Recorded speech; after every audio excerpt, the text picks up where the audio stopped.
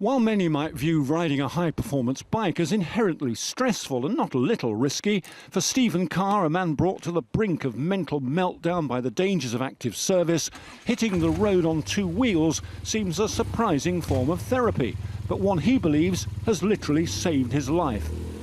After 13 years as a military policeman, this a painting of him training in VIP close protection, 5 years back he was diagnosed with multiple cause PTSD. Combat stress have been able to identify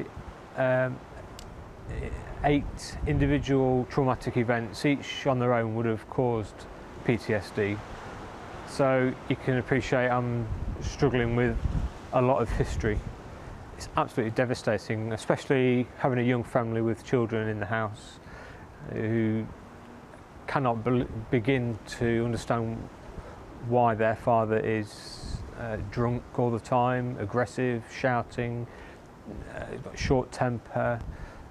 Keen on bikes from the earliest age, Stephen was supported by combat stress and help for heroes to take up advanced training, becoming one of only 80 riders so far to gain distinction in the tough Masters qualification of the Institute of Advanced Motorists.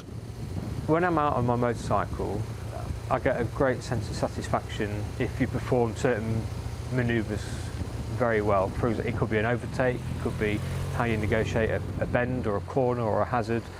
So there's a lot of excitement out there, and I enjoy doing things well.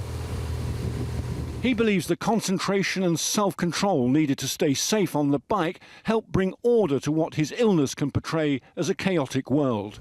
Even after 11 years outside of the armed forces, I still find it extremely difficult to live within a civilian world. I'm used to absolutes, so everything is black and white, clear-cut, life and death. But unfortunately, life in Civvy Street isn't like that. There are a lot of grey areas, and I, to this day, still wrestle with the grey areas of life. One of my therapists said, the reason I need so much order on the outside is because there's so much disorder on the inside. And to motorcycle precisely, you've got to get a sequence correct every time.